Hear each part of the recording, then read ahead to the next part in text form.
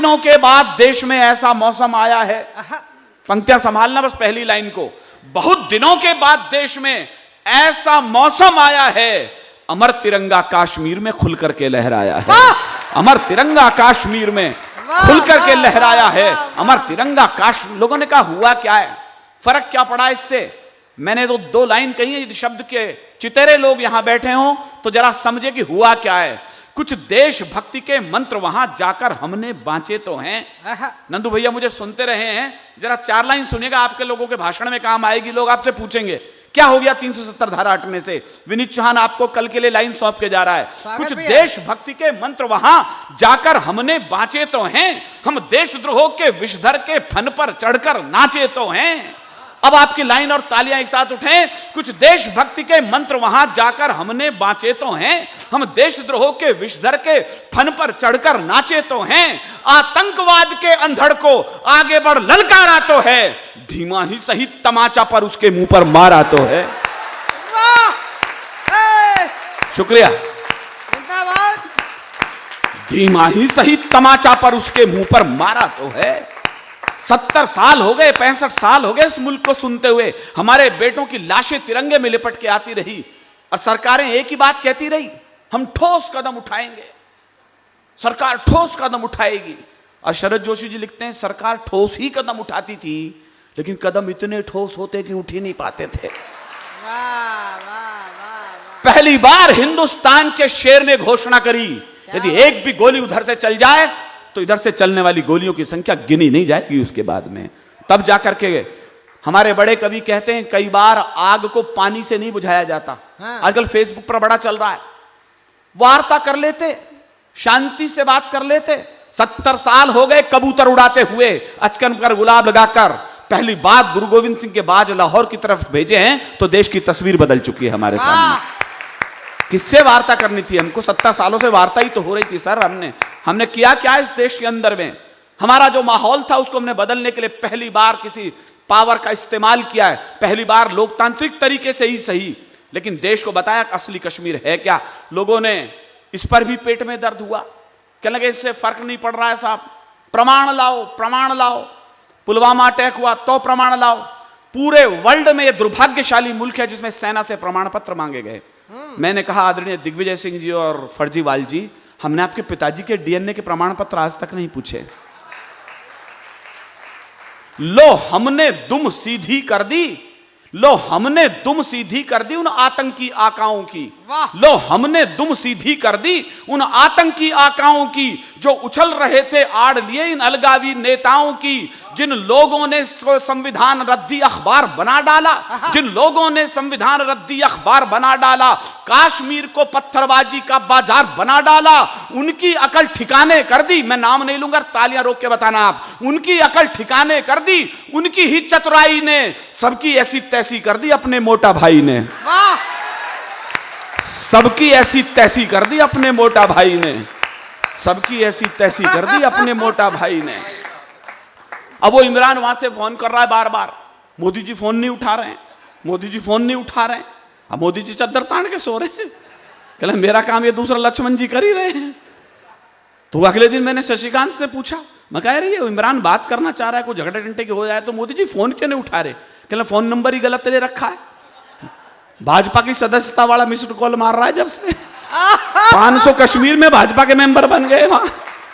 अब पाकिस्तान में वोट डालेंगे तो 500 तो भाजपा के मेंबर बन चुके वहां पे। वो करे क्या बेचारा? खुद इसके कलेश हो रहा है घर में।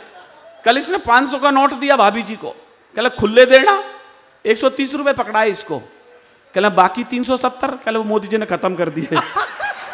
तभी मांगे इसने मेरे से आज सारे पैसे। इसका बच्चा है आज मेरे को स्कूल में, वहां पे मैं सत्य बता रहा हूं, मैं भारत मां के चित्र के सामने खड़ा हूं। इसका बेटा है आज मेरे को एक भोजन का वो लेके पैकेट, कहना ताऊ जी पापा ने भेजा है। तो मैं कहा अच्छा चल तू ABCD लिख के बता। अब वो लिख रहा, 2 अक्षर गायब कर दिए उसने। मैंने कहा बेटा ये J और K, कहना ये तो अंकल खत्म हो गए ना आजकल, मोदी जी ने आजाद कर दिए। खाली अंग्रेजी की वर्णमाला बदल के धर दिया अगले ने। पूरी घाटी तो दहल रही थी आतंकी आकाओं से। क्यों करना पड़ा हमें निर्णय? जरा सोचना उस लौह पुरुष के बारे में। पूरी घाटी तो दहक रही थी आतंकी अंगारों से, कश्मीर में आग लगी थी पाकिस्तानी इनारों से, चांद सितारे वाले झंडे घाटी में लहराते थे। मेरी एक भी लाइन गलत लगे अपना हाथ खड़ा करना कि आप झूठ बोल रहे हो। मैंने 16 बार मोदी जी के सामने कविताएं पढ़ी हैं। इस मंच का मैं इकलौता कवि हूं जिसने लाल किले से श्रद्धेय अटल बिहारी वाजपेयी जी के साथ भी कविताएं पढ़ी हैं। तो जो संस्कारों में पिछले 40 वर्षों में त्वदीयाय कार्या बद्धा कट्यम के श्लोक बांचते समय जो मेरे रक्त में आ गया है, उसे मैं आपके सामने कह रहा हूं कि पूरी घाटी तो दहल चुकी थी आतंकी अंगारों से, कश्मीर में आग लगी थी पाकिस्तानी इनारों से, चांद सितारे वाले झंडे घाटी में लहराते थे और हमारे शीश शर्म से रोज रोज झुक जाते थे। इसीलिए इन घटनाओं का निपटारा मजबूरी था और 370 धारा हटना बहुत जरूरी था। और 370 धारा हटना बहुत जरूरी था। बहुत हो चुका मोदी जी, इनको समझाना बंद करो। आदरणीय सोलंकी जी, बहुत विनम्रता के साथ मैं एक सूचना दे रहा हूं, नंद भैया को शायद मालूम हो। पिछले 2-3 वर्षों में एक उपलब्धि मेरे जिम्मे आई है। मैं केंद्र सरकार के ऊर्जा मंत्रालय में इस समय हिंदी सलाहकार के छोटे से पद पर डेप्यूट हूं। तुम्हारे मंत्री के आर.के. सिंह जी, पीयूष गोयल जी उस समय हुआ करते थे। उन्होंने कहा, विनीत यहां कविता सुनाना बड़ा आसान है, कभी वहां गए हो जहां कश्मीर में -30 डिग्री के अंदर लेह लद्दाख में हमारे बेटे बंदूक लेकर खड़े? मैंने कहा सर लद्दाख मैं कभी नहीं गया, करगिल नहीं गया मैं कभी। तो उन्होंने कहा जाओ। मैं वहां गया तो -30 डिग्री पर हमारे बेटे सैनिक कविताएं सुन रहे थे। मेरे भाई अरुण जैमिनी पीछे बैठे थे। तो मैंने कहा भाई जब मैं आऊं तो एक पानी की बोतल तैयार रखना, मैं पीना चाहता हूं। मैं शपथ पूर्वक कह रहा हूं, भारत माता के चित्र के सामने, वो फोटो मेरे मोबाइल में रखे हैं। जब मैं वापस लौटा तो उन बोतलों में पानी नहीं था, उस समय उनके अंदर बर्फ जम चुकी थी।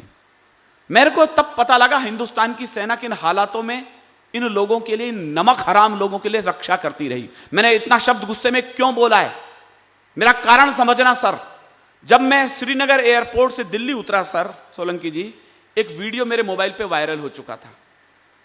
उसमें वहां के कश्मीर के हमारे सैनिक वापस लौट रहे हैं कहीं कैंपों से, उनके कंधों पर राइफलें टंगी हुई है और वहां के बदतमीज लड़के उनके गालों पे चांटे मार रहे हैं, ठोकर मार रहे हैं, उनके हेलमेट उनके पैरों में पड़े हुए हैं और वो कुछ बोल नहीं रहे।